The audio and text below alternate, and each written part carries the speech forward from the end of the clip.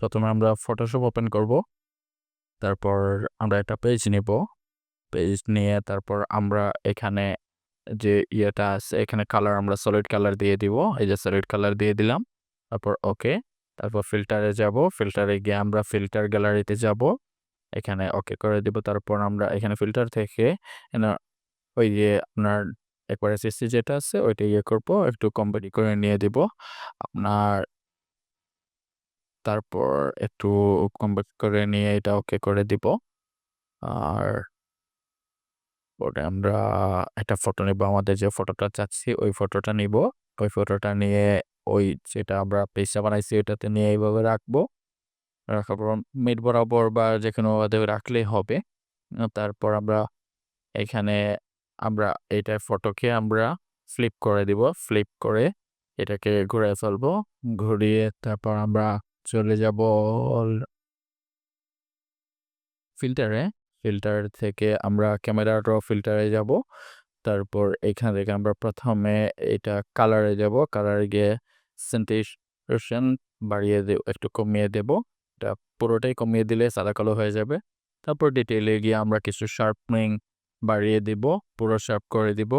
Noise একটু বাড়িয়ে দিব। হ্যাঁ, ৭০-৭২ এর মধ্যে রাখলেই হবে।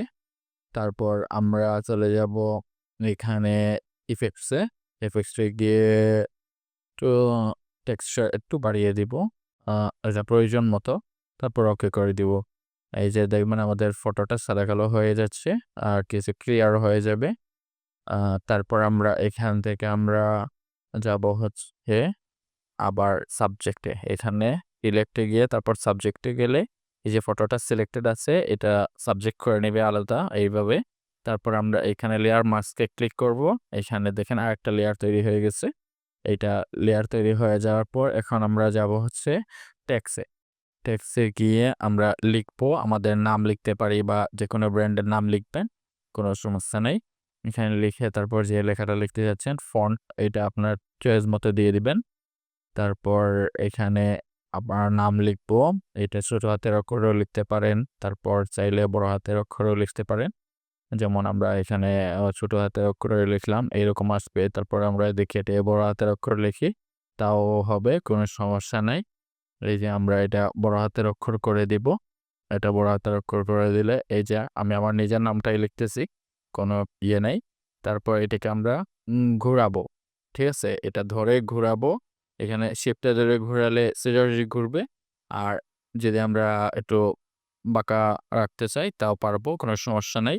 আমরা সোজাই রাখবো। তারপর এটাকে অ্যাডজাস্ট করে দিব।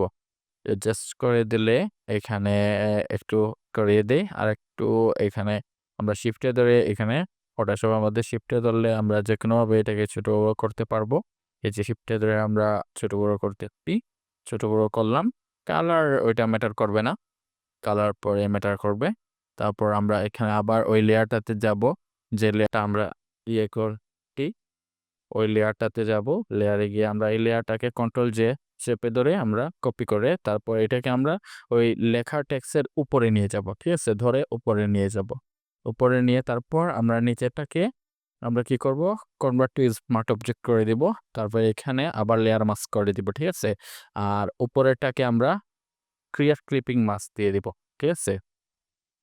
উপরেরটাকে ক্লিপিং মাস্ক দিয়ে তারপর আমরা ব্রাশ টুলে যাব। ব্রাশ টুলে গিয়ে তারপর এখানে ব্রাশ সিলেক্ট করে আমরা এখানে একটু ব্রাশটাকে ছোট বড় করতেই পারি। কোনো সমস্যা নাই। ওইটা আপনার প্রয়োজন অনুযায়ী ছোট বড় করে নিব। আ ওইটা প্রয়োজন অনুযায়ী ছোট বড় করে নিয়ে তারপরে এইভাবে মেটাতে থাকবেন। যতটুকু আপনার প্রয়োজন মেটাবেন, ওইটা হয়ে যাবে। ঠিক আছে?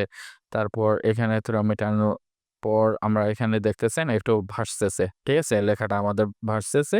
তারপর আমরা এই টেক্সটটাকে ধরবো। ধরে আমরা এখানে স্ট্রোক দিয়ে দিব কিছু। ঠিক আছে? এখানে আমরা টেক্সটটাকে হালকা এইখানে গিয়ে এফেক্টস এ গিয়ে স্ট্রোক দিয়ে দিব। স্ট্রোক দিয়ে দিলে এইটা এই যে আমরা স্ট্রোকটা আমাদের মাপ মতো দিয়ে দিব। যতটুকু প্রয়োজন বড় করতে চাইলে বড় করা যাবে। ছোট করতে চাইলে আমরা একটু ছোট করতেছি। একটু ছোট করব। কোনো সমস্যা নেই। এই যে 7 এ রেখে দিলাম। এটা ঠিক আছে। আ আপনারা চাইলে বড় করতে পারেন, ছোটও করতে পারেন। কোনো সমস্যা নাই। তারপর এইটাকে আমরা ইয়ে করে তারপর এই যে এখানে কালার অ্যাডজাস্ট। এখন আমরা এই টেক্সটের কালারটা অ্যাডজাস্ট করে নেব। আমাদের যে কালার অনুযায়ী আমরা চাচ্ছি ব্যাকগ্রাউন্ড কালারের সাথে মিলিয়ে রাখতে চাইলেও পারবো বা অন্য কোনো কালার দিতে চাইলে তাও পারবো। ঠিক আছে? তাইলে এই এতটুকুই, কোনো সমস্যা নাই। আপনারা এই যে টেক্সটটাকে ইয়ে করবেন, তারপর যতটুকু মেটানো লাগে মিটিয়ে নিবেন। এই যে দেখতে পাচ্ছেন এটা মানে হয়ে গেছে প্রায়। আপনারা এখন বাকিগুলো যতটুকু মেটানোর ইচ্ছা ততটুকু মিটিয়ে নিবেন। ঠিক আছে? ওকে।